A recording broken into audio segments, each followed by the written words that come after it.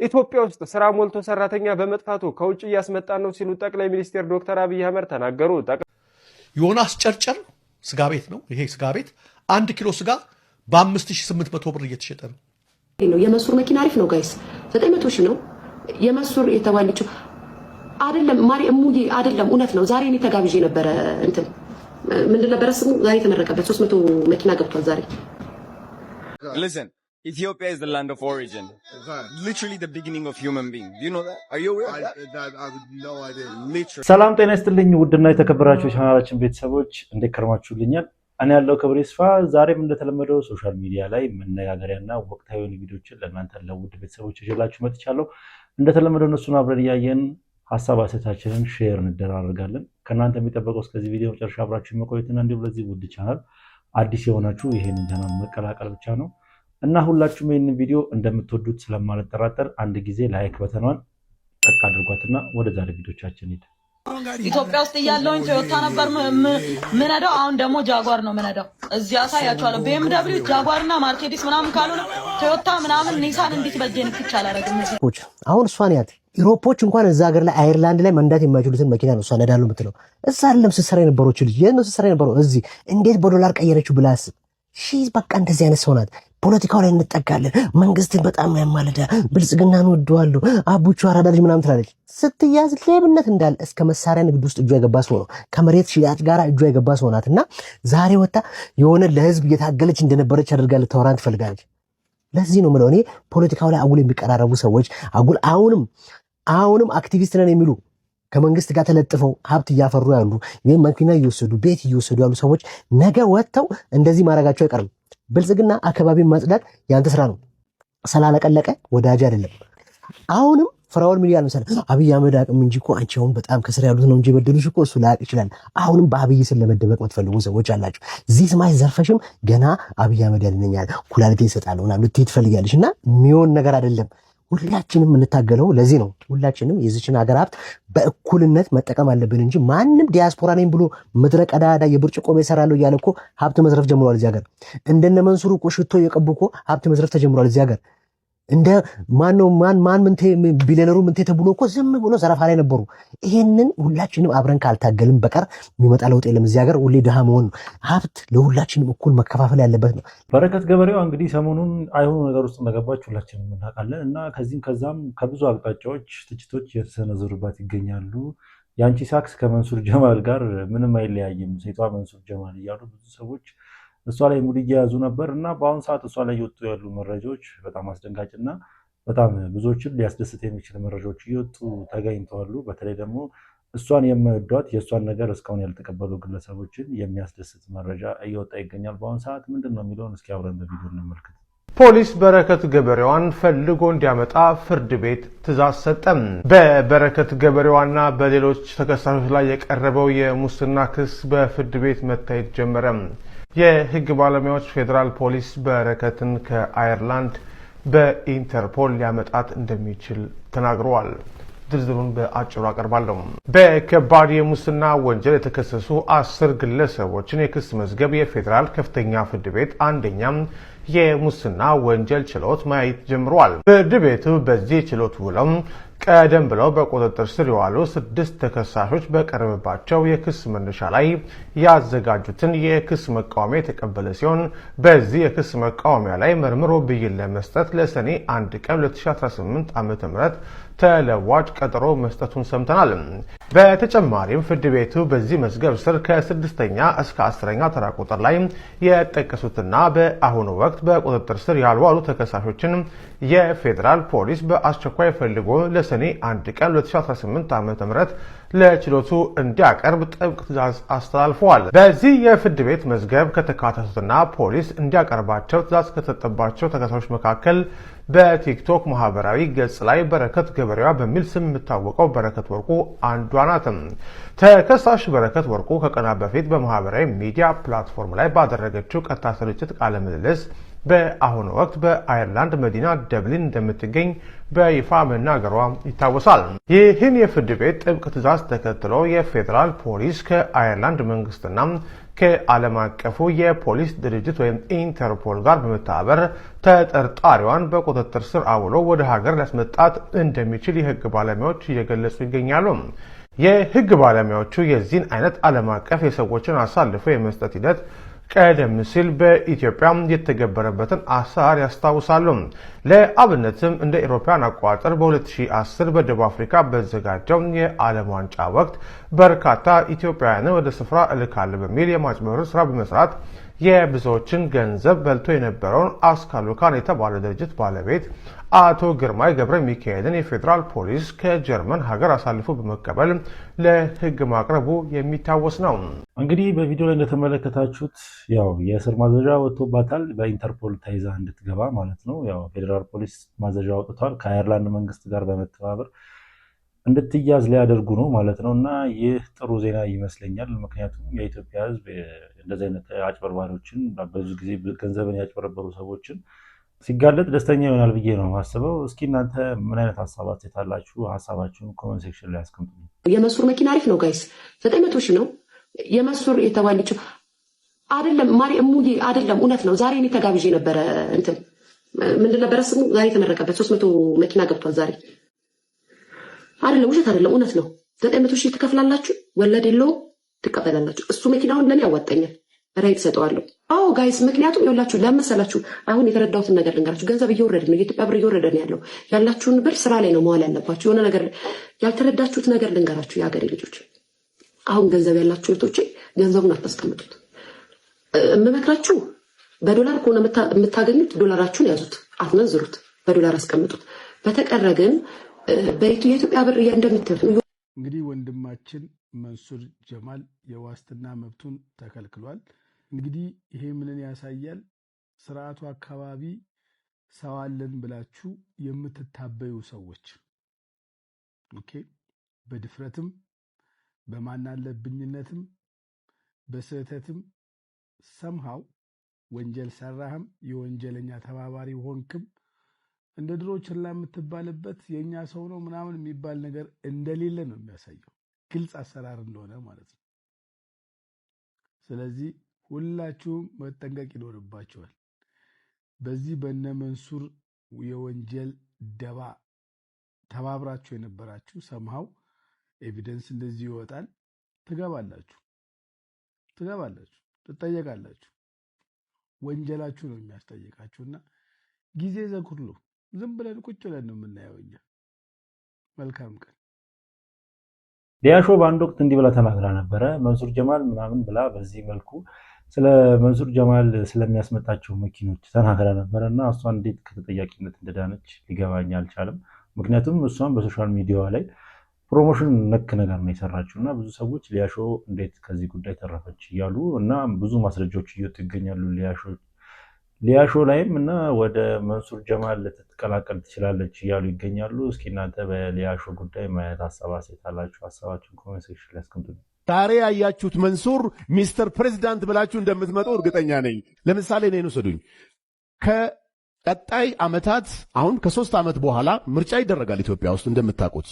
ምርጫ በሚደረግበት ሰዓት በግል ተወዳድሬ ፓርላማ ገባለሁ። ለተወሰነ ወይ ለ3 ዓመት ወይ ለ5 ዓመት ፓርላማ ውስጥ እኖርና ከዛ በኋላ ደግሞ ሌላ ሁለተኛ ተርም ምርጫ ከ6 ዓመት ወይ ከ5 ዓመት በኋላ ሲጀምር ለፕሬዝዳንትነት ራሴን አወዳደራለሁ ማለት ነው። በእርግጠኝነት ነው የምነግራችሁ። ዛሬ ያያችሁት መንሱር ሚስተር ፕሬዝዳንት ብላችሁ እንደምትመጡ እርግጠኛ ነኝ። yes thank you እንግዲህ መንሱር ጀማል በዚህ መልኩ ነበረ ብዙ ሰዎችን የሰከሰው ማለት ነው እና ይህ አጋጣሚ ብዙዎችን እያነጋገረ ይገኛል። በአሁኑ ሰዓት ላይ ሶሻል ሚዲያ ላይ በጣም እየተዘዋወረ ስለሆነ ማለት ነው። ዮናስ ጨርጨር ስጋ ቤት ነው። ይሄ ስጋ ቤት 1 ኪሎ ስጋ በ5800 ብር እየተሸጠ ነው። ወረፋም ያለ እዛው ነው። ማአት ሰው ነው ያለው። ቦታው የተዋከበ ነው። አብዛኞቹ ተጠቃሚዎችም ዴሊ ከስተመርስ ወይም የሁል ጊዜ ደንበኞች ናቸው ማለት ይቻላል። እንደዚህ አይነት ቦታዎች ላይ ሰዎች ሰብሰብ ብለው ለምሳና ለቅምቅማ በትንሹ በቀን 80 ሺና 100 ሺህ ብር ሲያወጡ ስትመለከት አዲስ አበባ ውስጥ አንዳንዱ የኑሮ ውድነት ጭራሽ አልደረሰበትም ያስብላል። እንደውም ኑሮስ ሲወደድ ደስ የሚለው የህብረተሰብ ክፍል አለ። ሀብታሙ ማህበረሰብ ኑሮ በመወደዱ ተጠቃሚ ነው እንጂ ተጎጂ አይደለም። ምክንያቱም እጁ ላይ ያሉት አሴትስ ዋጋቸው ከፍ ይላል፣ ቋሚ ንብረቶች ማለት ነው። ኑሮ ሲወደድ ይበልጥ የሚበለጽጉ ሰዎች አሉ። ምክንያቱም ንብረታቸው ሪል ስቴት፣ ፋብሪካዎች፣ መኪኖች፣ ዶላር ወይም የንግድ ዕቃዎች ከገንዘብ በላይ ዋጋቸው አብረው ይወነጨፋል። ብር በያዝክ ቁጥር እየደኸየህ፣ አሴት ወይም ንብረት በያዝክ ቁጥር ደግሞ እየበለጸጥክ የምትሄድበት ኢኮኖሚ ላይ ነው ያለ ነው። ስለዚህ የዋጋ ንረቱ ለአንዱ መቅሰፍት ሲሆን ለሌላኛው ደግሞ የሀብት ማማ መውጫ መሰላል ሆኖለታል። ብቻ አዲስ አበባ ውስጥ የሀብታምና የድሃው ልዩነት እጅግ ሰፍቷል። በነገራችን ላይ በአሁኑ ሰዓት መካከለኛ የሚባል የኑሮ ደረጃ እየቀረ መጥቷል። በዚህ ሰዓት ወይ ሀብታም ነህ ወይም ሙልጭ ያልክ ድሃ ነህ፣ መካከለኛ የሚባል ቀርቷል። በአዲስ አበባ በአሁኑ ሰዓት ያለው የኢኮኖሚ መበላለጥና የመካከለኛው መደብ ወይም ሚድል ክላስ ማህበረሰብ መክሰብ የብዙዎችን ህይወት የሚነካ ትልቅ እውነት ነው። አንድን ሀገር በኢኮኖሚ ደግፎ የሚይዘው ጎበዝ ልጅ ነው የጻፈው። ከሚሰራው ላይ ግብር የሚከፍለውና የተረጋጋ ማህበረሰብ የሚፈጥረው መካከለኛው መደብ ደሞዝተኛው፣ እንዲሁም መካከለኛው ነጋዴ ነው ወይም ነበር። አሁን ግን ከዚህ የመካከለኛው የህብረተሰብ ክፍል እጅግ ጥቂቱ 3% የሚሆነው ወደ ላቀ ሀብት ተሸጋግሯል። አብዛኛው ወይም 97% የሚሆነው ደግሞ ወደ ታችኛው የድህነት ወለል ወርዷል። በአንድ ከተማ ውስጥ በአንድ በኩል 1 ኪሎ ስጋ በ5800 ብር ለመግዛት ሰልፍ አለ ጥቂቶች፣ በሌላ በኩል ደግሞ የቀን እንጀራውን ለማግኘት ዋስትና ያጣ ሰፊ ማህበረሰብ አለ። ይሄ የሚያሳየው አዲስ አበባ ውስጥ ሁለት የተለያዩ ዓለማት ቱ ዲፈረንት ወርልድስ በአንድ ላይ እየኖሩ መሆኑን ነው። ኑሮ መወደዱ ብቻ ሳይሆን የሚያስፈራው የኑሮ ውድነቱ የፈጠረው የሰማይና የምድር ያህል የራቀ የሰዎች የኑሮ ልዩነት ነው ይላል። አዲስ አበባ ላይ በአሁኑ ሰዓት የምንሰማቸው ነገሮች ብዙ ሰዎችን የሚያስደነግጡ ነገሮች ሆነው ተገኝተዋል። ምክንያቱም የኑሮ ውድነቱን የማይመለከታቸው ብዙ ሰዎችን እንዳሉ የሚያሳይ አዳዲስ ነገሮች እየተፈጠሩ ነው። ለምሳሌ ዮናስ ቸርቸር የተባለው ምግብ ቤት ውስጥ ወይ ደግሞ ስጋ ቤት ውስጥ 1 ኪሎ ስጋ የተሸጠ ያለበት ዋጋ ብዙዎችን ያስደነገጠ ሆኗል ይመስለኛል። የግለሰብ 5800 አለ እንጂ ትክክለኛ ዋጋው 4800 ነው። 4800 ቢሆንም በጣም የሚያስደነግጥና ተገቢ ብር ነው ብዬ አላስብም። እስኪ እናንተ ስለዚህ ቪዲዮ ምን አይነት ሀሳብ አላችሁ? ሀሳባችሁን ኮሜንት ሴክሽን ላይ አስቀምጡልኝ። ኢትዮጵያ ውስጥ ስራ ሞልቶ ሰራተኛ በመጥፋቱ ከውጭ እያስመጣን ነው ሲሉ ጠቅላይ ሚኒስትር ዶክተር አብይ አህመድ ተናገሩ። ጠቅላይ ሚኒስትሩ በገላንጉራ ኢንዱስትሪ ፓርክ ምረቃ ላይ ወጣቱ ስራ እያለ መስራት አልቻለም፣ ሰነፍ ሆኗል ሲሉ በግልጽ ወቅሰዋል። ለቤት ሰራተኝነት ጭምር የውጭ ዜጎችን ለመጠቀም መገደዳቸውን የገለጹ ሲሆን ለዚህም እንደ ቻይናና ኬንያ ያሉ ዜጎችን በስፋት እየተጠቀሙ መሆኑን አብራርተዋል። ይህ ሰራተኛ የለም የሚለው ንግግር በስራ አጥነት እየተማረርን ነው ለሚለው ወጣት ግራ የሚያጋባ በመሆኑ ጉዳዩ ከፍተኛ ክርክር እያስነሳ ይገኛል። ሀሳባችሁን በኮሜንት አጋሩ። ፎሎ በማድረግ ቤተሰብ ሆኖ ይህ ንግግር ብዙዎችን ያሳቀና ብዙዎችን ያስደነገጠ መግለጫ ሆኗል። ዶክተር አብይ በሶሻል ሚዲያ ገጹ ላይ ይህን እንደዚህ አጋርቶ ነበረ ሰሞኑን እና ብዙ ሰዎች ምን ማለት ነው ወይስ ቀልድ ነው ይሄ ነገር እያሉ ሀሳባቸውን እየሰጡ ይገኛሉ። እኔም በጣም ስላሳቀኝና ስላዝናናኝ ነው ወደ እናንተ ያቀረብኩት። እስኪ እናንተ ምን ትላላችሁ በዚህ ቪዲዮ ላይ? ኮሜንት ሴክሽን ላይ አስቀምጡልኝ። Listen, Ethiopia is the land of origin. Literally the beginning of human being. Do you know that? Are you aware of that? I have no idea. Literally the beginning of human beings. Ooh. So if you're coming to Africa, then doesn't that mean that you should come to the land of origin? Oh, of course. It makes sense. So that means the August one, the first one is going to be Ethiopia. Okay, I don't know if the first one, I think the first one has to be Nigeria. Yeah, they're going to be mad. Yeah.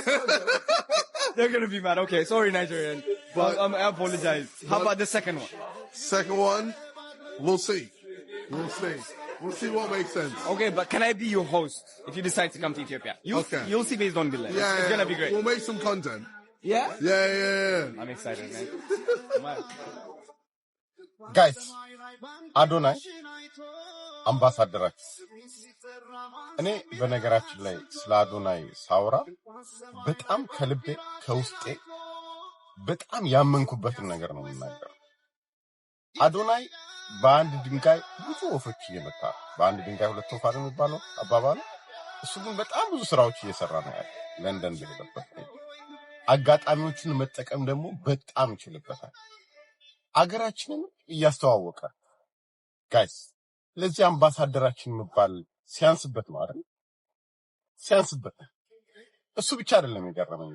በጣም ሁሌ ከአዶናይ የሚገርመኝ ነገር አዶናይ ምንም አይነት ሌላ ኢንትረስት ሳይኖረው ከጀርባው አገሩን በመውደድ ህዝቡን በመውደድ ወጣቱን በመውደድና አዲስ ነገር ለሀገሩ ለማምጣት ባለው ተነሳሽነትና ፍቅር ብቻ ነው ስራዎች የሚሰራ ብቻ ምንም አይነት ኢንትረስት ከጀርባው የለውም። ጋይስ አሁን ምንድነው መሰላችሁ የምታደርጉት? ኮሜንት ላይ አዶናይ አምባሳደራችን እያላችሁ ጽፋላችሁ። አዶናይ እንወድሃለን እያላችሁ ጽፋላችሁ። አዶናይ በርታ እያላችሁ ፍቅራችሁን ብቻ በተሰማችሁ ቃላት ፍቅራችሁን ግለጹለት። ጋይስ የአዶናይ ኤነርጂ እኛ ነን። በጣም ስለምትወዱት ደግሞ በጣም ምን ያክል ለሱ ተቆርቋሪ ለሱ ተሟጋች ሰዎች እንዳላችሁ ሳስብ እንዴት ሞራል እንደሚሰማኝ ልነግራችሁ አልችልም። ጋይስ አዶናይ ማለት ኢትዮጵያ ማለት ሌላ ምንም ትርጉም የለውም። የዚህ ዘመን ወጣቶች እንዲህ አይነት ሰዎች አንዴ ነው የምናገኛቸው። ካመለጡን ይቆጫሉ። በጣም እንዲሰሩ ፑሽ መደረግ አለባቸው፣ መበረታታት አለባቸው። በእውነት ይህንን ደግሞ ኢትዮጵያ ውስጥ ያላችሁ እሱ ኢንቫይት የሚያደርጋቸው ታዋቂ ሰዎች ሲመጡ መኪና ክራይ የምትሰሩ ሰዎች፣ ካምፓኒዎች፣ ሆቴሎች አዶናይን በመደገፍ ሌሎችም በገንዘብም በሐሳብም በመደገፍ የሚመለከታቸው አካላት ከጎኑ እንድትቆሙ በጣም አደራ ማለት ወጣለሁ። ይሄ እንደ ሀገር እየተሰራ ያለ ስራ ነው። ፖለቲካን የማይወክል ዘር ማንነትን የማይወክል አገርና አገርን የመንግስት ጉዳይ ምናምን የሆነ ብቻ ሳይሆን አገርና አገርን በመውደድ ብቻ የሚሰራ ስራ ነው። ብዙ ጉድለት እንዳለብን እናውቃለን። ነገር ግን አዶናይ ያስተማረን ፖዚቲቭን ማየት ነው። በጣም ወዳለው ብራዘር፣ በጣም አደንቃለሁ። እስከ መጨረሻው እስከ ደም ጠብታ ካንተ ጋር ነኝ። ታንክ ዩ ጋይስ። አዶናይ በአሁኑ ሰዓት እንግሊዝ ውስጥ ነው የሚገኘው። ከማን ጋር? ከዴላም ፔጅ እና ከታዋቂው ዩቲዩበር KSI ኢንተርናሽናል ዩቲዩበር KSI ጋር ማለት ነውና ኢትዮጵያን እንዲመጡ እና ኢትዮጵያን ለዓለም እንዲያስተዋውቁ በጣም የሚቻለውን ነገር እያደረገ ነው ማለት ይቻላል። በተለይ ደግሞ ከዴላም ፔጅ ጋር ያላቸውን ግንኙነት ባሳያችሁ አታምኑም። እስኪ አንድ ቪዲዮ ልጋብዛችሁና አብረው ሲገናኙ ያሳየውን ሪያክሽን ዴላም ፔጅ በጣም የቅርብ ጓደኛና የቅርብ ወዳጅ እስኪመስለው ድረስ እኔ በጣም ገርሞኛል። ከዚህ በፊት ውቅ ያላቸው ነው የመሰለኝ። እስኪ ለማንኛውም አንድ ቪዲዮ ልጋብዛችሁና አብረን እኛ ማሳወስታችንን እንሰጥበታለን። You see this feet?